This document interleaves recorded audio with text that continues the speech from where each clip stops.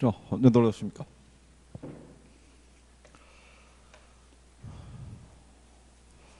자, 지난 시간에 그 부동산 특성까지 했나요? 오늘 속성할 차례인가요?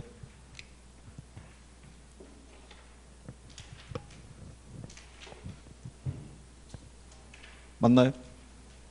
이거 저기 일주일 만에 이거 책 처음 보죠? 어? 복습했어요? 그러니까 우리 지난번에 그 특성까지 아마 정리한 것 같고, 그 다음에 속성에 대한 거 여기까지 다 했나요? 속성까지? 오늘 경제론 할 차례? 예? 했어요? 그럼 오늘 경제론 할 차례네. 60페이지 가면 부동산 경제론이라고 있어요. 이 경제론은 시험상에서 매년 한 5문항에서 6문항 정도 나오기 때문에 그 비중이 있어요. 거기다가 경제 개념이 뒤에서도 또 언급이 돼요. 그래서 정리를 잘 해둬야 돼요. 경제의 이 수요 공급에 관한 이제 기초 개념이 있으면 정리가 좀 쉬울 거고, 그죠? 예. 그러면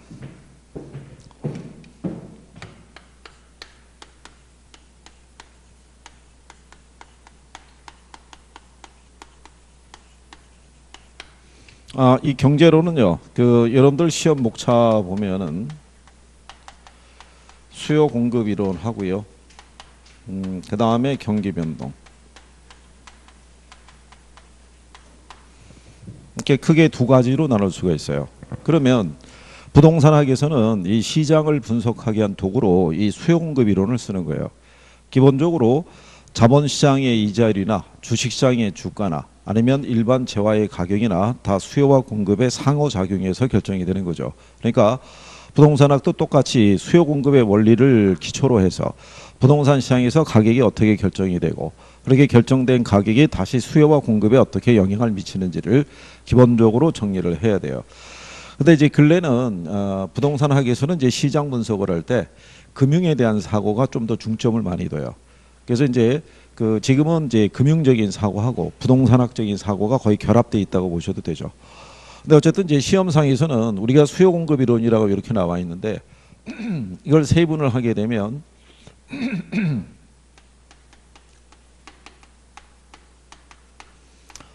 수요 공급의 기초라는 게 있고요. 수요 공급의 변화 요인. 그 다음에 수요와 공급의 균형. 수요와 공급의 탄력성. 안에 이제 세부적으로 가게 되면은 이렇게 4개 파트로 우리가 또 다시 세분할 수 있는 거예요. 이거를. 그러면 이제 요 수요 공급의 기초에서는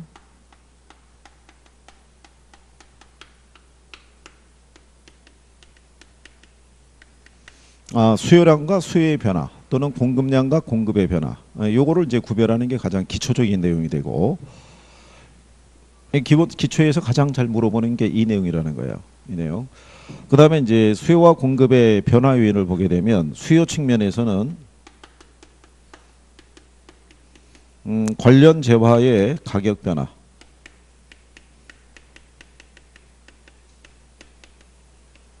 그 다음에 공급 측면에서 보면요. 생산 요소 가격의 변화.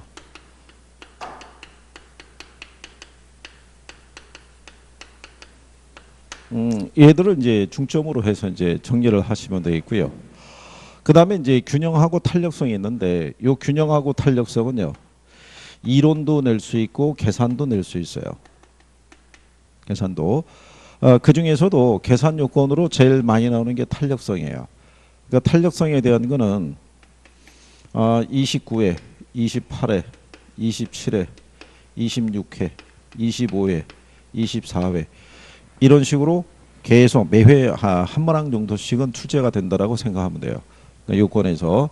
그래서 이론도 낼 수 있고 계산도 낼 수 있고. 그래서 올해 시험에는 탄력성에 관해서 이론도 출제했고 계산 문제도 출제한 거예요. 이쪽에서. 그러니까 여기서 만약에 2문항 정도가 나올 수 있다 그러면 얘네들 쪽에서 2문항이 나올 수 있는 거예요. 그러니까 평균적으로 한 4문항에서 5문항 사이가 형성이 될 수 있고 경기 변동에서는요. 일반적인 경기 변동에 관한 이론하고요. 그 다음에 거미집 이론에 대해서 그래서 올해 같은 경우는 경기 변동에서 한 문제, 거미집 이론에서 한 문제, 그래서 두 문제 나왔어요. 그래서 경제 파트에서 6개 정도 출제됐다 이렇게 보시면 돼요. 그러니까 처음에 뭐를 잘 인식하면 돼요. 용어를. 용어를 잘 이해를 하면 뭐 내용을 전달하는 데는 별 어려움이 없을 거예요. 이게. 자, 그러면 이제 제일 먼저 교재 보면은 수요가 나와 있어요.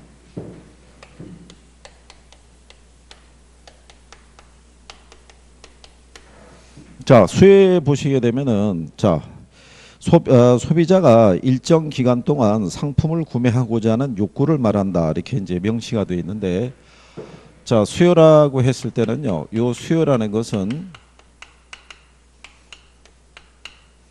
일정 기간 동안에 시장에서 주어진 모든 가격 수준에 대응을 해서 소비자가 구매하고자 하는 욕구, 그죠? 이게 계획이라고 보시면 돼요. 결국 요 수요라는 거는 시장에서 주어진 특정한 상품을 대상으로 해서 소비자가 구매하고자 하는 욕구이자 계획을 뭐라고 그러냐면 수요라고 얘기를 해요. 수요. 근데 수요량이라고 얘기하는 거는요, 일정 기간 동안 시장에서 주어진 특정 가격에 대응을 해서, 그렇죠? 소비자가 구매할 수 있는 최대 수량을 우리가 수요량 이렇게 얘기를 해요. 수요량. 요거까지는 시험에서 한번 나온 거예요. 이렇게. 자, 그럼 무슨 얘기냐면 요즘 만약에 제철 과일이 사과라고 가정하자고요. 그러면 사과의 가격이 있고요. 거기에 따른 이제 수요량이라는 게 있겠죠. 자, 햇사과가 나왔다 그래서 구매하러 가봤더니 사과 한 알에 가령 예를 들어서 1,000원이래요. 그러면 사과를 구매하러 갔던 사람이 이 계획을 갖다가 수정할 수도 있다는 얘기죠. 너무 비싸다. 그러면 맛만 보자. 그래서 하나만 살 수도 있죠. 근데 한 일주일 지나고 난 다음에 다시 마트에 가봤더니 사과에 이제 공급이 늘어났으니까 가격이 한 800원 정도 형성이 돼요. 그러면 한 2개 정도는 내가 구매할 수 있겠지. 뭐 이런 생각을 가질 수 있다는 얘기고, 가격이 만약에 500원으로 떨어지게 되면은 뭐 한 4개 정도 더 떨어져 가지고 뭐 한 300원 정도 하게 되면 10개. 그러면 매 기간 시장에서 제시되는 가격은 다를 수 있어요, 없어요? 다를 수 있겠죠. 근데 거기에 따라 각각 내가 구매하겠다는 계획을 갖다 세울 수 있다는 얘기죠. 원래는 한 4개 사고 싶었는데 가격이 얼마면 1,000원이면 실제로는 하나밖에는 살 수가 없을 거예요. 그죠? 예, 그러니까 시장에서 주어진 모든 가격 수준에 대해서 소비자가 구매하겠다는 어떤 욕구이자 계획을 나타나는 게 그게 수요예요. 그래서 이 수요는 수요 곡선이라는 것 전체로서 표시할 수 있어요. 전체로. 그러니까 예를 들어서 가격이 이렇게 돼 있어서 1,000원일 때 하나, 가격이 800원일 때 2개, 가격이 500원이면은 4개, 가격이 예를 들어서 300원이면은 10개. 그러면은 이렇게 만나는 점들이 있죠. 예, 이 점들을 쭉 연결한 게 바로 수요 곡선이라고 얘기를 할 수 있어요. 그러니까 이 수요에 관한 거는 수요 곡선 전체로서 표시할 수 있고, 그런데 가령 예를 들어서 12월 오늘이 11월 23일인가요? 23일 날 가격이 얼마에 결정이 됐을 때 500원일 때, 그러면 요 특정한 가격에서는 소비자가 구매할 수 있는 최대 수량이 몇 개라는 얘기예요. 4개. 그러니까 이 수요량이라는 거는 이 곡선상의 한 점으로 나타나는 거예요. 점으로.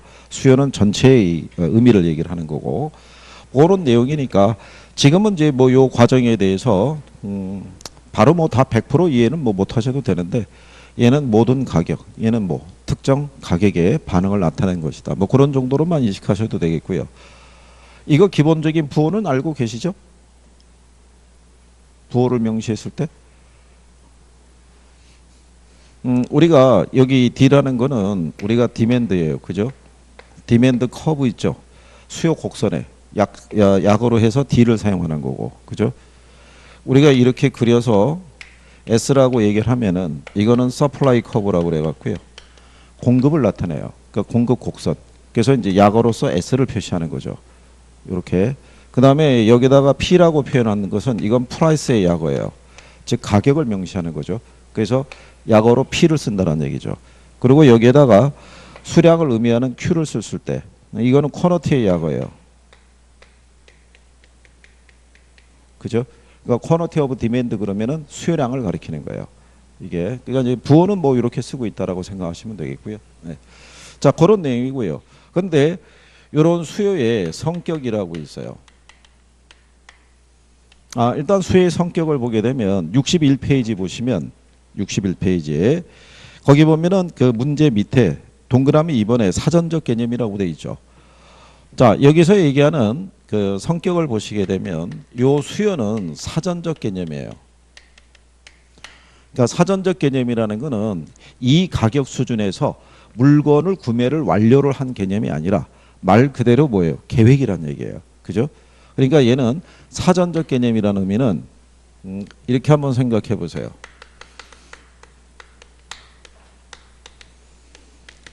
우리나라에서 평창 올림픽을 개최를 했어요.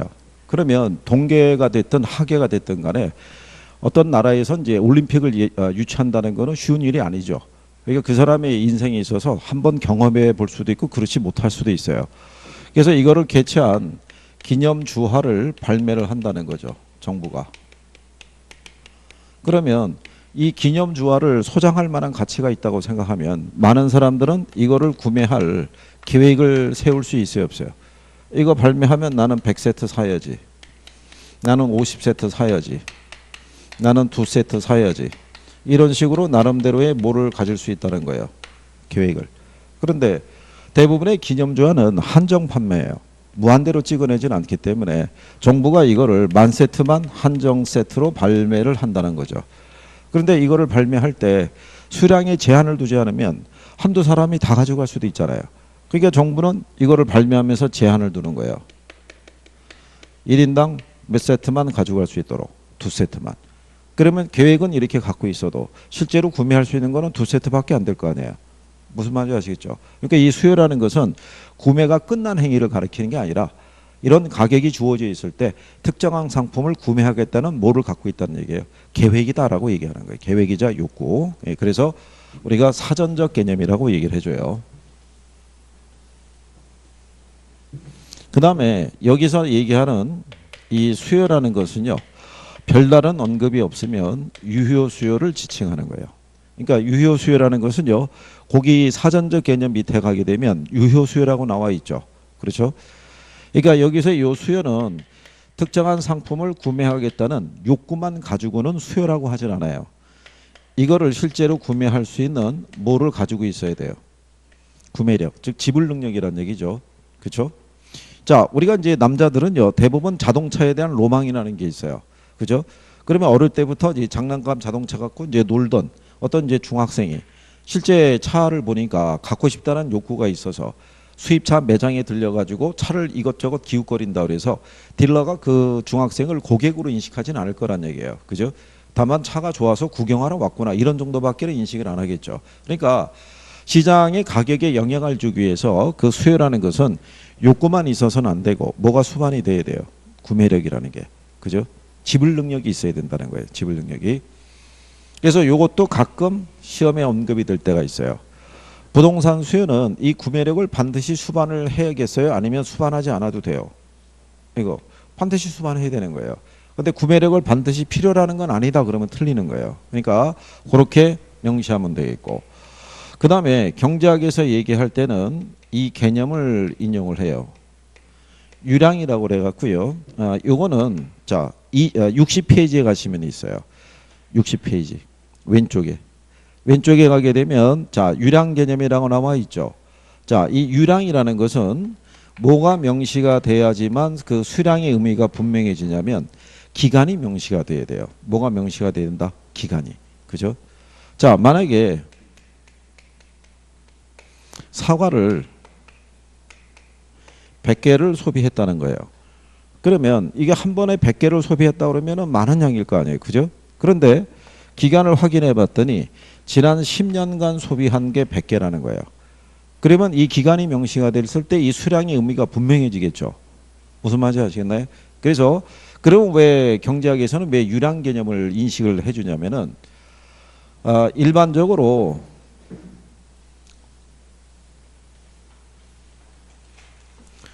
경제학에서 취급하는 상품이 있죠. 여기는 비내구재예요. 그러니까 비내구재라는 거는 소모성 재화라는 거예요. 그렇기 때문에 얘들이 어느 만큼 생산되고 어느 만큼 소비됐는지를 판단하려고 그러면 뭐가 명시가 돼야 된다. 기간이 명시가 돼야 돼요. 그래야지만 구별이 가능한 거예요. 그죠? 근데 부동산학에서 취급하는 거는요. 얘는 내구재라는 얘기죠. 그렇죠? 그렇기 때문에 부동산학에서는 유량뿐만이 아니라 무슨 개념이 중요하냐면 절량 개념이 중요한 거예요. 시점이 명시되어야지만 그 수량의 의미가 분명해지는 거. 그러니까 가령 예를 들어서 이런 얘기죠.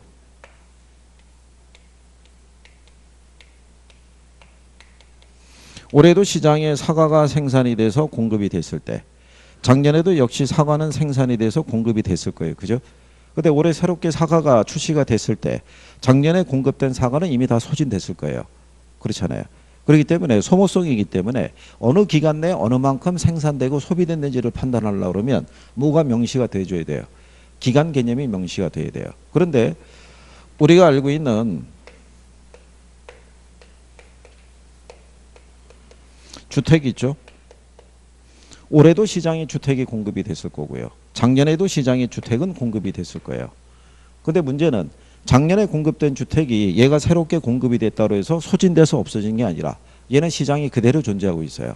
근데 작년 것만 존재하고 있는 게 아니라 5년 전, 10년 전, 20년 전에 공급된 주택도 여전히 시장에 머물고 있는 거예요. 무슨 말인지 아시겠나요?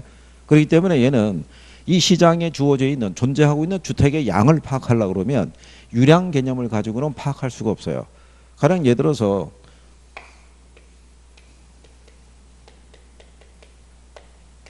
2018년 11월 23일 현재 대전의 주택의 총량이 몇 채가 되는지를 확인하려고 그러면 기간을 명시해서는 확인할 수가 없죠. 그렇잖아요. 대전에 만약에 주택의 총이 만약에 한 150만 채가 있다라고 가정하게 되면요. 이 150만 채라는 거는 올해라든가 작년 한 해 동안 공급된 양이 아니죠. 과거로부터 어떻게 돼요? 누적되온 양을 의미하겠죠. 그러니까 얘는 기간이 명시돼서는 확인할 수가 없어요. 그래서 뭐가 주어져야 되냐면 시점이 주어져야 돼요. 그러니까 부동산 같은 내구재에서는 유량 개념보다는 무슨 개념이 더 중요하겠어요? 절량 개념이 더 중요한 거예요. 절량. 그래서 여러분들에게 시험에서 인용을 할 때는 출제할 때 지금까지 기출에 대한 거는 절량 변수를 중심으로 해서 출제했다라고 생각하시면 돼요. 절량 변수를. 그래서 그렇게 정리하시면 될 것 같고요. 그래서 그거는 나중에 우리가 또 추가로 해요. 그래서 원래는 이게 경제 논리에서 얘기할 때 이게 경제 논리하고 부동산학적인 논리가 조금은 구별을 해줘야 되는데 현실은 그렇지를 못하기 때문에 여기서 일단 얘기해 준 거예요. 자, 그래서 일단 성격은 사전적 개념이고 무슨 수요되고 유효 수요되고 그 다음에 무슨 개념으로 유량. 근데 이제 부동산 같은 내구재에서는 무슨 개념이 필요하다. 절량에 대한 인식이 필요한 거예요. 그래서 그렇게 정리 정도 하시면 되겠고요. 뒤에 나와 있는 박스에 있는 주택 수요라든가 소요는 뭐 지금 참고하셔도 돼요. 자, 그러면 62페이지에 가시게 되면 수요량과 수요 곡선이라고 되어 있고요. 그러면서 수요량 그 다음에 수요 결정 요인 그래서 거기 보면 1번의 수요량은 가로 열고 종속 변수라고 되어 있고요. 그 다음에 2번의 수요 결정 요인 그래서 가로 열고 독립 변수라고 해놨죠. 예, 그러면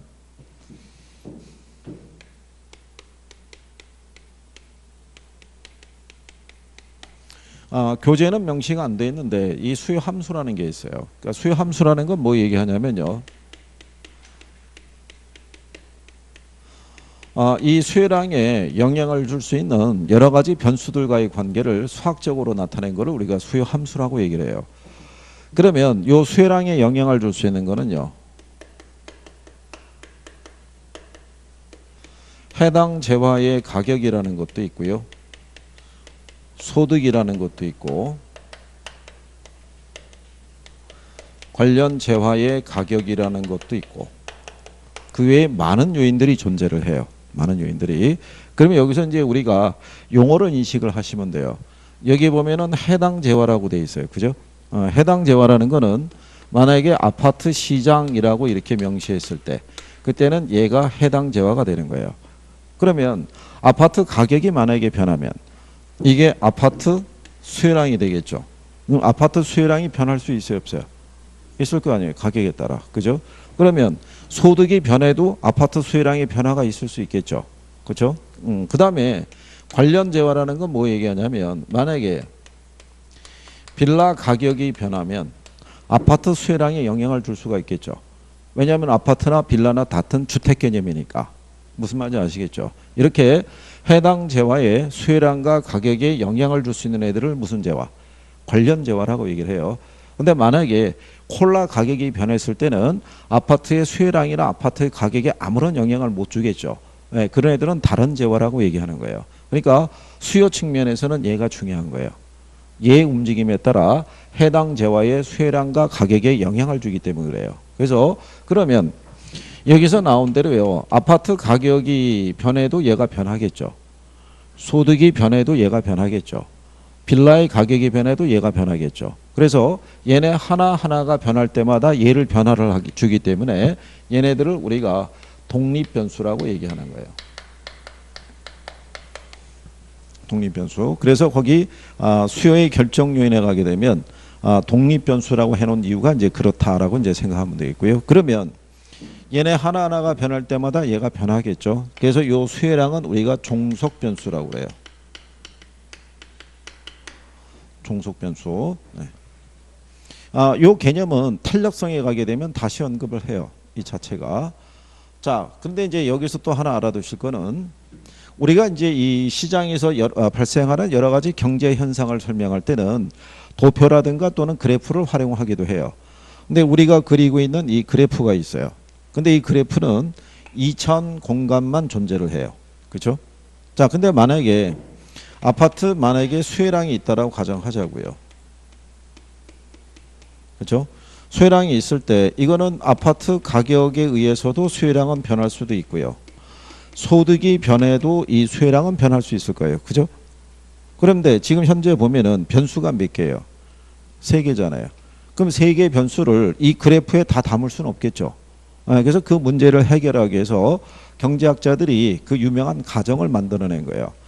이 가격이 변한다라고 가정할 때 다른 애들은 어떻다? 일정하다.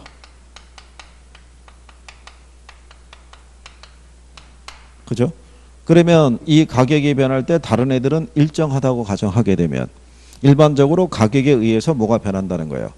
수요량이 변할 때 다른 애들은 불변이라는 얘기예요. 그죠? 네. 그래서 경제학자들이 약속을 정해서 여기는 가격으로 쓰기로 약속을 정한 거예요. 중축은. 횡축은 뭐로 쓰기로? 양을 쓰기로 약속을 정한 거예요. 그래서 이렇게 두 가지로 표시할 수 있다. 이렇게 생각하면 되겠죠. 그래서 일반적인 수요 함수 그러면요. 가격하고 수요량과의 관계를 얘기를 해줘요. 가격하고. 자, 그러면은 이렇게 여러분들이 생각하면 되겠죠. 지금은 뭐 또 수식 넣으면 싫어하실 테니까. 그러면 일반적으로 이렇게 얘기해야겠죠. 아파트 가격이 만약에 상승하게 되면 보편적으로 다른 요인들이 일정하다고 가정할 때 아파트 수요량은 어떻게 되겠어요? 줄어들어요. 그죠? 자, 그리고 아파트 가격이 만약에 뭐 하면요. 하락하면 상대적으로 아파트 수요량은 어떻게 되겠어요? 이렇게 증가하는 현상이 나타나요. 이게. 자, 그러면 다른 요인은 일정하다는 가정하에 가격과 수요량 사이에는 무슨 관계가 존재하냐면 반비례 관계가 존재하겠죠. 그거를 우리가 수요 법칙이라고 얘기를 해요. 무슨 법칙? 수요 법칙. 그러니까 다른 요인은 일정하다고 가정할 때 가격과 수요량은 무슨 관계다? 반비례 관계예요. 그렇죠? 예, 이거를 나타내는 거를 우리가 무슨 법칙? 수요 법칙이라고 얘기를 해요. 자, 65페이지 가보세요. 65페이지 가시면 맨 위에 수요 법칙이라고 돼 있죠. 65페이지 맨 상단에.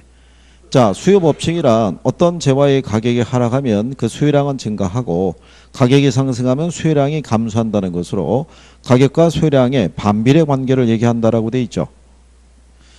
그래서 그 관계를 우리가 무슨 법칙? 수요 법칙, 수요 법칙. 이게 원래는 여기에다가 수요 함수를 놓고 우리가 해야 되는데 처음에 입문할 때 또 수식 들어가 있으면 싫어하니까 지금 빼고 하는 거예요, 빼고. 자, 근데 이 법칙 관계가 기초가 돼야 돼요. 법칙이 가격이 상승하면 수요량은 어떻게 돼요? 줄어든다는 게 요 수요 법칙을 반영한 게 뒤에서 나오는 수요의 가격 탄력성이라고 있어요. 예, 그게 이 수요 법칙을 반영하는 거예요. 그렇기 때문에 기본적인 거는 꼭 숙지를 해줘야 돼요. 이거를. 그러면 요 수요 법칙의 그림자가 뭐냐면 그게 수요 곡선이에요. 그러니까 요 수요 곡선은 뭐를 나타낸 거예요? 수요 법칙을 나타낸 거라고 생각하시면 돼요. 그러니까 자, 다른 조건이 일정하다고 가정할 때요. 가령 예를 들어서 가격이 11대 수요량이 예를 들어서 100이었는데 만약에 다른 조건이 일정할 때 가격이 20으로 상승하게 되면 수요량은 이렇게 줄어든다는 얘기죠. 그러면 얘가 상승하면 수요량이 어떻게 돼요? 줄어들고 얘가 하락하게 되면 수요량은 어떻게 돼요? 늘어난다는 얘기겠죠. 그럴 때 요점과 요점을 연결하게 되면 이런 기울기가 하나 나오겠죠. 그렇죠? 그래서 수요 곡선의 기울기는 일반적으로 우하향한다고 얘기를 해요. 얘가 음의 값을 갖게 되는 것은 반비례이기 때문에 그래요. 가격과 수요량이 무슨 관계에 있어서? 반대. 그죠? 반비례 관계에 있으니까 그거를 나타내는 것을 우리가 수요 곡선이라고 얘기를 해줘요. 수요 곡선. 그래서 이제 그 내용 관계가 이제 명시가 되어 있는 거죠. 그래서 그게 그 64페이지에 가시게 되면은 맨 위에서 두 번째 줄에 수요 곡선의 개념이라고 기억이 나와 있죠. 64페이지에 상단에 가면. 그래서 수요 곡선이란 다른 수요 결정 요인은 일정하다는 전제하에 당해 재화의 가격과 수요량 사이의 관계를 그래프로 나타낸 것이다라고 얘기를 하는 거예요. 그렇죠? 네, 그래서 가격과 수요량 사이에서는 무슨 관계가 존재하니까 반비례 관계가 존재하기 때문에 수요 곡선의 형태는 일반적으로 우하향하는 형태를 갖는다라고 이렇게 보시면 돼요. 예외적인 거는 뭐 생각하실 필요는 없고. 그래서 일단은 여기서 간단하게 정리하시는 건 그거예요. 다른 요인이 일정하다고 가정할 때 가격과 수요량 사이는 반비례 관계란 얘기죠. 그걸 우리가 무슨 법칙이라고 그런다? 수요 법칙. 그거를 그래프로 나타낸 것이 수요 곡선인데 수요 곡선은 우하향하는 기울기로서 나타나고 있다. 뭐 이런 정도로만 인식하셔도 된다. 이런 얘기죠. 예, 그래서 그렇게 구별하시면 되겠고요. 그리고 이제 62페이지 잠깐 가보시면요. 그 수요 결정 요인이라고 했을 때 당해재화의 가격이라는 것도 있고 소득도 있고 관련재의 가격도 있고 인구도 있고 많죠. 그렇죠? 그러면 제가 여기다가 이렇게 점점점점점 했잖아요. 그러니까 요건이 많다는 얘기죠. 근데 일반적으로 가장 대표적인 예를 적어준 거예요. 그러니까 이제 이런 정도로 먼저 인식하시면 된다는 얘기죠. 그 다음에 이제 뒤로 넘어가셔가지고 먼저 어디를 가보시면 되냐면요. 65페이지 가시면 중간에 양가로 3번에 수요량의 변화하고 무슨 변화라고 돼 있어요. 수요의 변화라고 돼 있죠. 예, 거기는 별표 하나 하는 거죠. 그러니까 수요량의 변화하고 무슨 변화? 수요의 변화를 구별할 수 있어야 돼. 거기를 별표 하나 하시는 거예요. 자, 그럼 거기를 조금 이제 알아보시게 되면 자, 여기 조금 아까 칠판에 명시한 요거죠. 수요량의 변화하고 무슨 변화? 예, 수요의 변화. 이 관계를 우리가 한번 이제 해보는 거예요.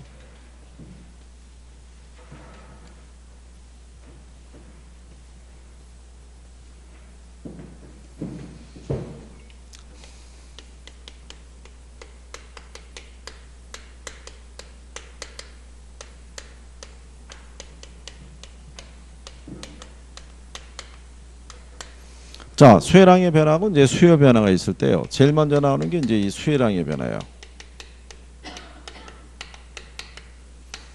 자, 그러면 이 수요량의 변화를 유발하는 요인이 있죠. 요인은 해당 재화의 이 가격 변화에 의해서 발생하는 게 그게 수요량의 변화라고 생각하면 돼요. 그러면 어떤 결과가 나타나냐면요.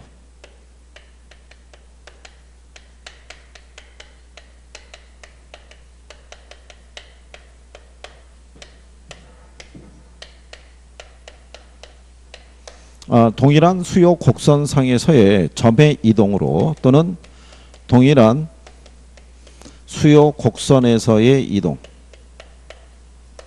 이렇게 이제 두 가지로 이제 명시할 수 있어요. 두 가지로. 그러면 원래 풀로 쓰면은 위에 있게 되는데, 이게 초창기에 이렇게 썼다가 이걸로 바꾼 거예요. 그럼 이걸로 왜 바꿨냐면, 얘가 지금 수혜랑이 변하니까 글자가 세 글자죠. 근데 여기 보면은 얘가 곡선상이잖아요. 그 글자가 세 글자잖아요. 이게 학생들이 공부는 안 하고 글자 수를 맞춰버리고 뭐가 있느냐 없느냐를 가지고 점이 있느냐 없느냐만 가지고 답을 맞추려고 하니까 출제자들이 수술을 한 거예요. 점 빼버리고. 그래서 이렇게 표현한 거예요. 이렇게. 그러다가 한 재작년쯤이죠. 이런 표현이 다시 한 번 또 등장한 거예요.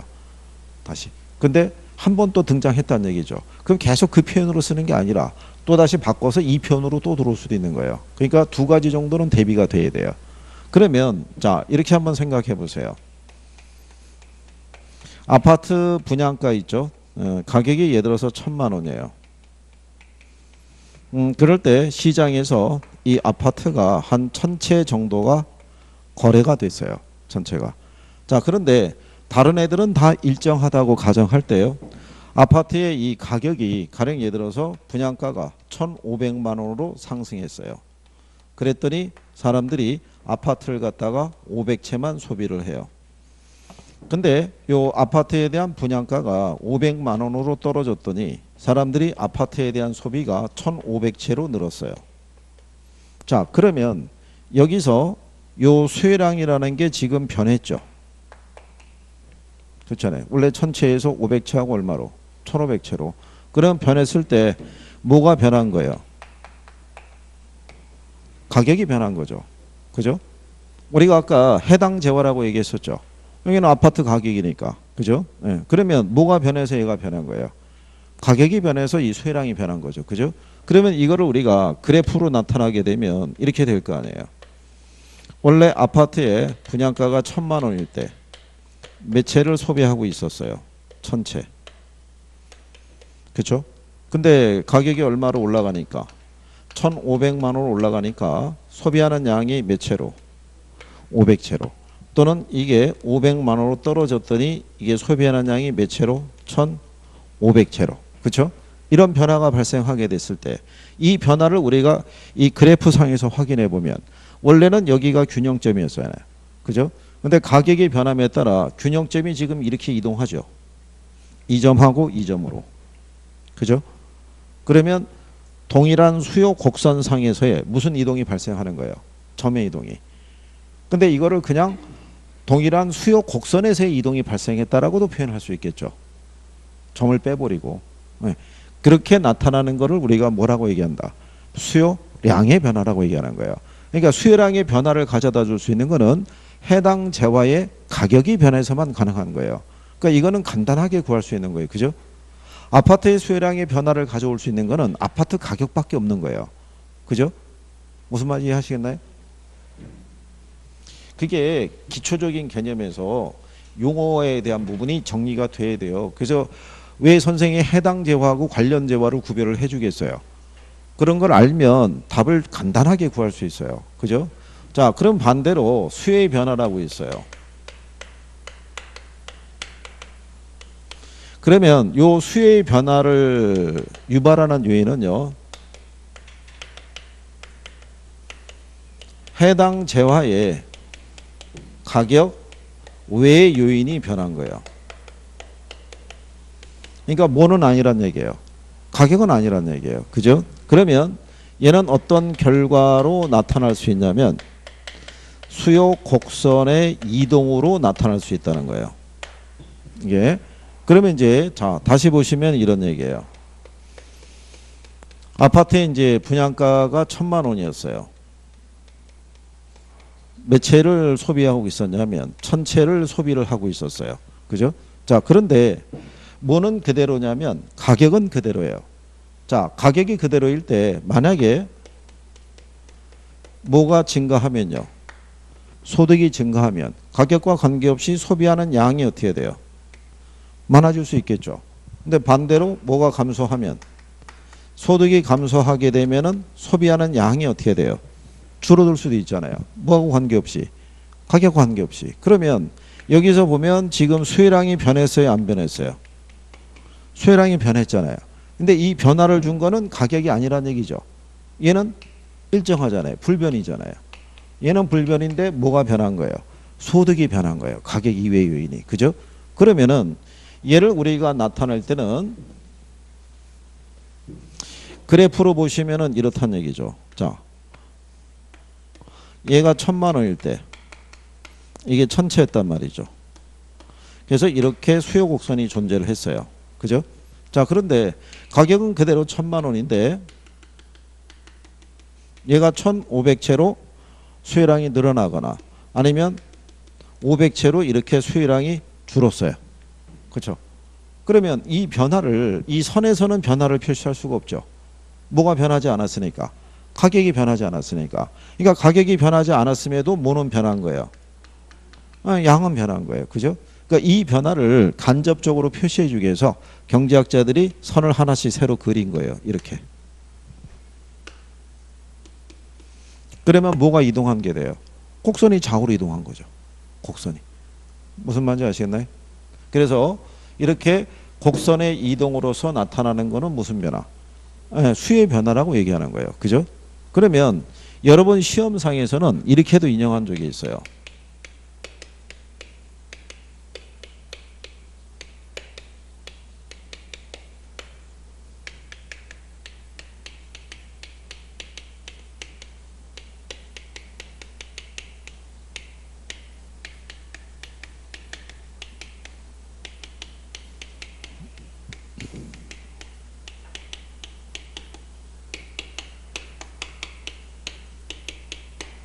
자, 다른 요인이 일정하다 가정할 때 수요 곡선의 이동으로 인해서 수요량이 변하는 경우 이를 부동산 수요량의 변화라고 한다. 그럼 맞겠어요? 틀리겠어요? 여기 보면 지금 뭐가 이동했대요? 곡선의 이동으로도 얘가 변하죠. 이 변하잖아요. 곡선의 이동으로도. 무슨 말인지 아시겠나요? 근데 곡선의 이동으로 이 수요량이 변하는 것은 수요량의 변화가 아니라 뭐 수의 변화죠. 수의 변화. 그죠? 가격에 의해서만 곡선에서의 이동이 나타난 거니까. 그죠? 그래서 이게 답이었어요. 틀린 거 고르라고 했을 때. 그러니까 기본적으로 이거를 구별할 수 있어야 돼요. 그러면 이거 간단하게 주는 게 무슨 문제냐면 68페이지 한번 가보세요. 자, 거기 예제 하나 있죠. 아파트에 대한 수요 변화 요인과 수요량의 변화 요인이 옳게 묶인 걸 물어봤죠. 그렇죠? 거기 보면 아파트라고 돼 있죠. 그러면 걔가 뭐겠어요? 걔가 해당 재화예요. 그죠? 그러면 수요량의 변화를 줄 수 있는 요인은 해당 재화의 가격밖에 없겠죠. 그죠? 그러면은 아파트의 가격 하나밖에 없는 거예요. 수요량의 변화를 줄 수 있는 요인은. 그러면 수요량 변화 요인 중에서 아파트 가격이라고 나와 있는 애는 하나밖에 없죠. 3번밖에. 걔가 답이라고요. 걔가. 그러니까 수요량의 변화를 줄 수 있는 요인은 해당 재화에 뭐 하나밖에 없다는 거예요. 이 가격 하나밖에 없다고요. 가격. 그러니까 아파트의 수요량을 변화를 주는 거는 아파트에 뭐밖에 없다는 거예요. 이 가격. 수요량의 변화를 주는 거는. 요건이. 그런데 작년 시험 문제 이렇게 나왔었어요. 주택의 공급 변화 요인과 공급량 변화 요인이 있죠. 이걸 올바르게 연결한 것 있죠. 지금 이런 패턴으로. 그러면 여기서 당해자가 뭐겠어요? 주택이라고요. 주택. 지금 주택이라고 줬잖아요. 그러면 주택의 공급량의 변화 요인은 뭐밖에 없겠어요? 주택 가격 하나밖에 없는 거예요. 그게 1번 지문에 있었다고요. 그러니까 요거를 개념을 정확하게 아는 사람은 그냥 찍을 수 있게끔 해주는 거예요. 이게 오래 생각하는 게 아니라고요. 그죠? 무슨 말인지 아시겠나요? 자, 수요량의 변화가 있고 수요의 변화가 있어요. 그죠? 수요량의 변화를 가져다 주는 요인은 당해재와의 해당 재와의 뭐밖에 없다. 가격 하나밖에 없는 거예요. 가격 하나. 예, 그거 개념을 이제 자꾸 왔다 갔다 하면서 정리가 조금 돼야 돼요. 그죠? 무슨 말인지 처음에 이해가 잘 안 될 수도 있어요. 이게 그래서 처음에 이게 개념 정리가 잘 돼야 도움이 되는 거예요. 이거 무슨 말인지 알겠어요? 응?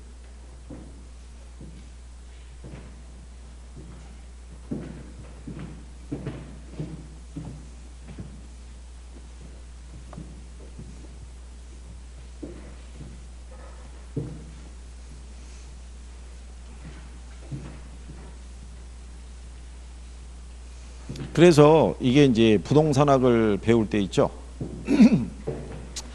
지난주에 총론 하셨잖아요. 그죠? 총론까지는 이 별 편차가 없는데 어디 들어오면서 경제론 들어오면서 이 편차가 갈리는 거예요. 여기서 이거를 받아주고 하는 사람이 있고 안 돼가지고 두 번, 세 번을 들어야지 또 이해가 되는 사람이 있고 여기서부터 조금 갈라지기 시작하는 거예요. 그러다가 시장론 들어가고 정책론 들어가고 그럴 때는 또 그냥 또 가요. 가다가 투자론 또 들어가면은 그때 또 갈려지기 시작해요. 금융론 들어가도 갈려지기 시작하고. 근데 경제론이 있고 투자론이 있고 금융론이 있고 또 간평이 있다 그러면 대개가 이렇게 연결이 좀 돼 있어요. 그래서 이 경제를 싫어하시는 분들은 투자도 싫어하고 금융도 싫어하고 간평도 싫어해요.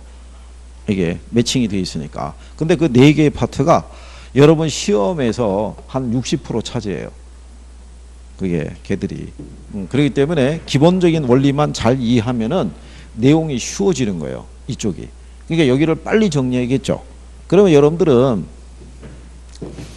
지금 11월 달에 한 걸 1월 달에 또 해요. 여기를.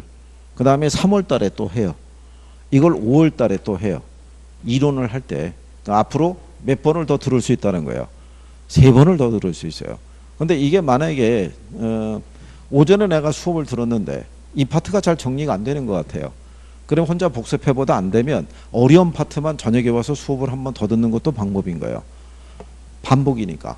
그러니까 오전에 봤을 때는 낯설어가지고 뭔가 잘 모르겠는데 저녁에 들을 때는 조금 나아질 수도 있어요. 그러니까 이게 결국 회독 싸움인 거예요. 중개사 이 시험이라는 게 한 번 더 도른 사람이 유리해요. 자, 여러분들은 지금 이거를 가지고 느꼈을 거란 말이죠. 야, 힘들다. 무슨 말인지 모르겠다. 근데 처음보다는 두 번째 들을 때가 나아요. 두 번째보다는 세 번째 들을 때가 낫고 세 번째보다는 네 번째 들을 때가 낫다는 얘기죠. 회독 싸움이니까. 그러니까 이게 뒤로 이제 늦게 좀 나오게 되면은 이게 좀 불리해지죠. 돌아가는 게 좀 적어지니까. 그러면 개인적인 노력을 좀 많이 해야 돼요. 이거를.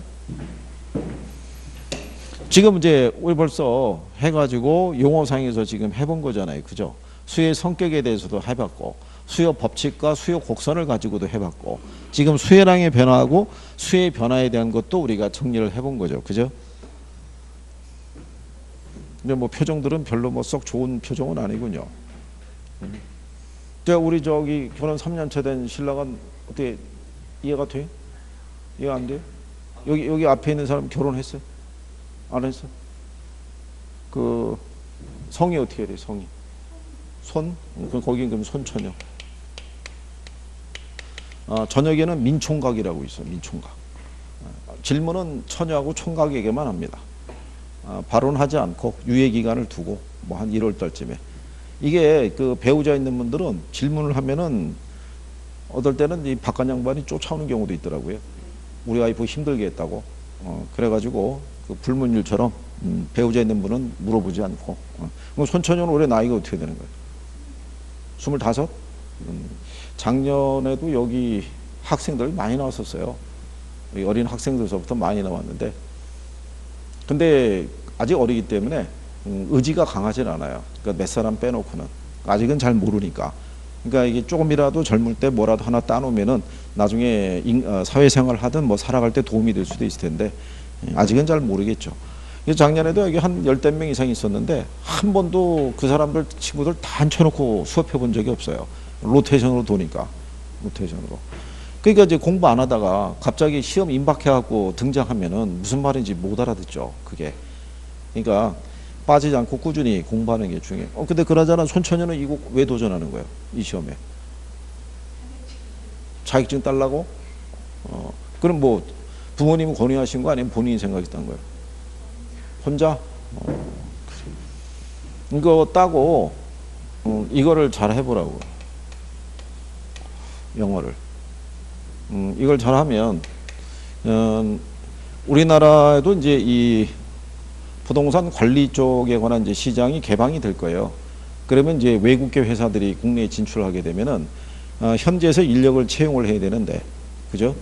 일반적인 중개사들은 중개 업무는 잘하는데 자기들하고 커뮤니케이션이 안 되죠. 영어가 안 되니까. 근데 또 영어가 되는 사람들은 부동산을 몰라요. 그렇잖아요. 그러니까 실무적인 능력이 결여가 돼 있어요. 근데 만약에 두 가지가 갖춰져 있다 그러면 걔네들 입장에서 봤을 때는 우수한 인재죠. 그죠? 글로벌 시대니까. 그러니까 뭐든지 자기 나름대로의 강점이 있는 게 중요해요. 이게 단순히 젊은 친구들은 이게 그 중개업을 개업만 하는 게 능사가 아닌 거예요. 우리가 인터넷이나 이런 데 관련돼 보면 포털 쪽에 그 부동산 관련된 회사들이 많이 있다고요. 그럼 그 사람들도 직원을 채용해야 하네요. 채용한다고요, 거기도. 사람이 필요하다고요, 거기도. 그죠? 그러면 기본적인 자격증은 갖고 있고, 실무 경력도 조금 있고, 어학도 되고, 그러면 뭐 걔들 입장에서는 마다할 이유가 없죠. 그러니까는 다변화하는 게 필요해요. 그리고 나중에 시간이 되면은 대학원도 한번 가보는 게 도움이 되고, 뭐 그런 거죠. 왜냐하면 나중에 개업할 때도 말이죠. 자격증하고, 그 뭐 공제 무슨 뭐 이런 거 하나 갖다 놓는 거 하고, 그 옆에 대학원 그 석사 그 학위 취득증하고, 그 옆에 무슨 장학증서 하나 이렇게 걸어 있으면은 누가 봐도 괜찮아 보이잖아요. 그렇지 않겠어요? 그러니까 그건 본인들이 하기 나름이죠. 근데 그런 거 하기 위해서는 먼저 이거부터 정리가 돼야 돼요. 이게 합격을 해야 될 거 아니야, 합격은. 응? 합격을 해야 뭔가 생각해 볼 거 아니야, 합격을. 예? 자, 그래요. 표정이 쉬었다 하자는 표정이니까 잠깐 쉬었다가 거기 65페이지 하단에 수요 변화 요인 여기 또 쉬었다 들어오세요.